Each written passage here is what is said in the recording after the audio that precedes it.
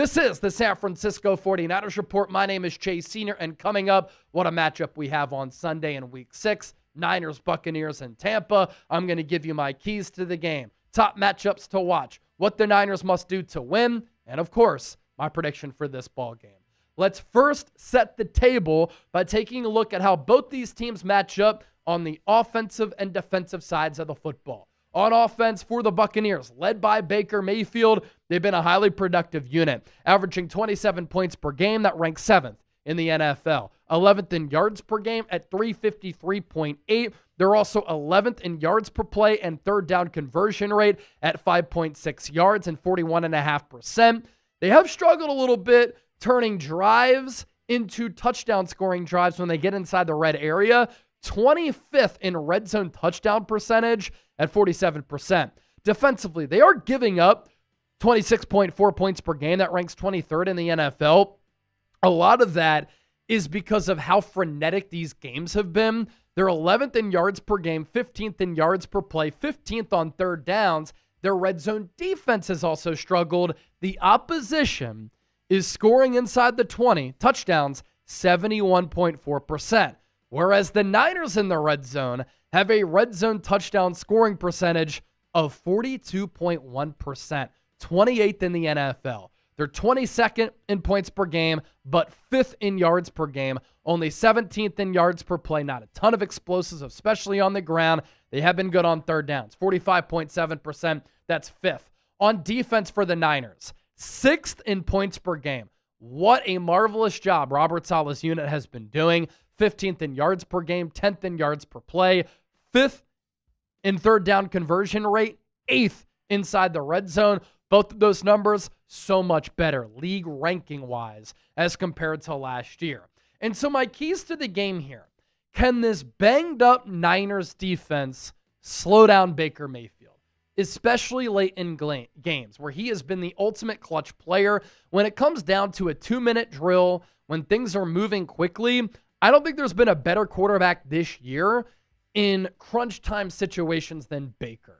And his numbers are terrific. I think he's a bona fide MVP candidate. You take him away from Tampa Bay, they're a bad ball club. He's completing 65% of his throws, 10 touchdowns, 1 pick, a quarterback rating of 104.4. And you look at the Buccaneers' schedule so far. What do you notice here? All of their wins have come in one-score games.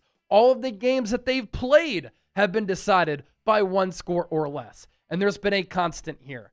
Baker Mayfield game-winning drive against the Falcons. Baker Mayfield go-ahead game-winning drive against the Texans. Baker Mayfield game-winning drive against the Jets. Baker Mayfield nearly a game-winning drive against the Eagles through a red zone pick. Baker Mayfield, you got the interception, but he also tied the game up at 35 and helped to win the game with some late game heroics. He's been incredibly clutch. And with the Niners lacking a pass rush, I'm just concerned that Baker's going to have all day to throw. And if he does, he's going to carve you up, because that's what he's been doing the last 2+ years, 2023, 2024 into this year. And when you blitz him, which is sometimes what Robert Saleh needs to do because the front four can't get home, he's one of the best and most efficient quarterbacks in the NFL at beating the blitz. He was blitzed a league-high rate last year, and he completed more than 70% of his passes, and he was terrific. Key to the game number 2. Every Buccaneers game has been crazy. Every Niners game has pretty much been crazy. I think the flow of this game could be fast. It could be frenetic. It could be a little bit crazy. And I think we're going to be riding the seesaw here, going back and forth between these two offenses. And because of that, Kyle Shanahan can't be conservative. He needs to be aggressive. And he can't do what he did against the Rams. Aggressive in the first half, conservative in the second half. I want to see Shanahan put his pedal to the floor throughout the entire duration of the game. This Bucs offense has been unrelenting, nonstop, and aggressive. Even if the Niners build a lead, it is not safe because of the quarterback that you are facing and going up against. And no lead has been maintained by the opposition going up against this Bucs team. And so even if the Niners go up 7-14, I want to see Kyle Shanahan continue to be aggressive. Go for it on fourth downs. when you're in an area on the field where it makes a lot of sense. Be aggressive with your play calling. And of course, for San Francisco, you're going up against a bad red zone defense in a game that I expect to be close, high scoring. You got to be able to capitalize inside the red area. Another reason why I want to see the Niners as a team be aggressive, the odds makers are expecting this to be a high scoring game. 47.5 is the over-under.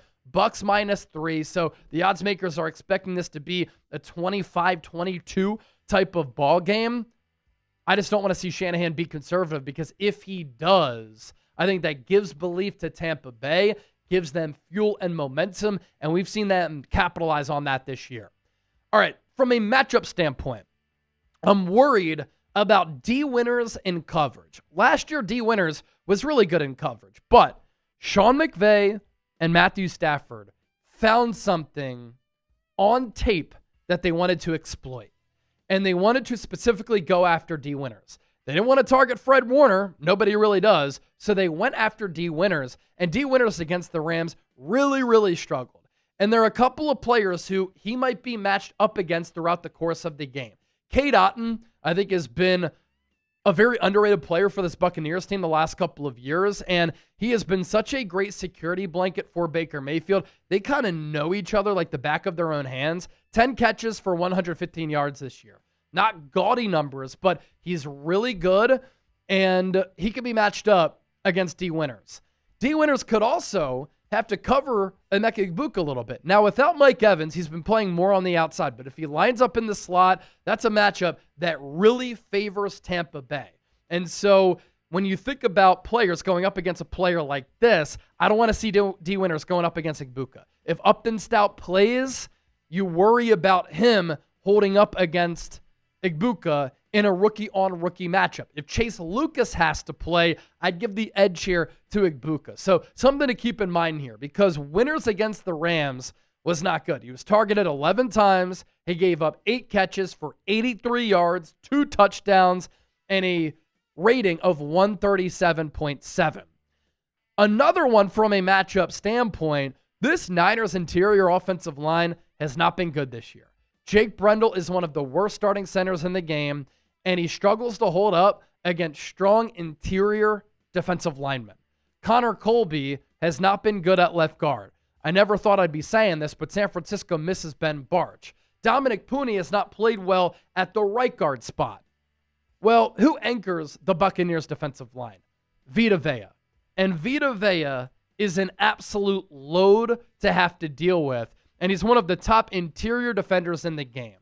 And at 346 pounds, he can move a mountain, he can disrupt and blow up plays, and I have no confidence in Connor Colby or Jake Brendel to hold up against Vita Vea, and this can really impact what the Niners are trying to accomplish, something that they're trying to get going, which is running the ball. And they've been one of the worst running teams in the NFL all year long. Christian McCaffrey's numbers running-wise, not good. Receiving-wise, he's been one of the best receiving producers across the NFL. But on the ground, 91 carries, 282 yards, 3.1 yards per carry. The Niners are the only team in the NFL going into Week 6 that does not have a rushing touchdown. Going to be hard to run it against Vita Vea.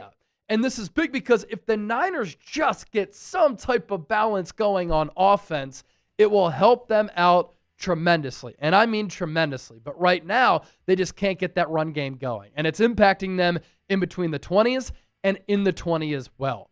And this Buccaneers defense, really good against the run. That's the Vita Vea effect. Teams are running it less than 42% of the time against Tampa Bay. 24.4 carries per game on average. That's number 10. But they're mustering only 3.8 yards per carry. That's 6th best for any defense in the NFL. And opposing rushing yards per game, 92.4. 8th best in the National Football League. And then lastly, more quick hitters in the pass game. I really like what Kyle Shanahan and Mac Jones specifically have done when they've worked with one another in the 3 starts that Mac Jones has had, where sometimes Mac Jones by design will take the snap and you think it's going to be a long developing play and instead throws the little pop pass. It catches the defense off guard. You're able to pick up some quick and easy yards, but over time, it's able to negate and slow down the pass rush a little bit. And going back to point number 4 here, this Niners offensive line is not good. They can't hold up in pass protection. They can't run block. And against really good defensive lines and really good defenses, that's when they also really struggle. And I'm going to explain reasons why the Niners need to protect solely in this game. But you look at Mac Jones's throwing chart against the Rams. What do you notice? I mean, there really aren't any explosive throws downfield. A lot of the throws that he was making within 10 yards. And you do that, you keep Mac Jones upright and clean, you limit the hits that he takes in the pocket, and you're able to slow down a defense that loves to pin its ears back. This Niners offense, you have to have answers against the blitz when you play against Todd Bowles. Tampa Bay blitzes about 40% of the time. That's top 5, top 6 across the NFL. Obviously, those numbers changing coming off of Monday Night Football, and those numbers are refreshing. But Todd Bowles is always among the leaders as far as blitz percentages for his defense. This 49ers offensive line is not good. Mac Jones is really banged up. If he can't play in this game, I'm recording this on Tuesday, or if he does get hurt, it's Adrian Martinez time, who's a good athlete, but he always turns the ball over at the worst times. That happened at Kansas State. It happened at Nebraska. That's what he was known for. And the Niners don't stand a chance winning this game if they have to play Adrian Martinez against Tampa Bay.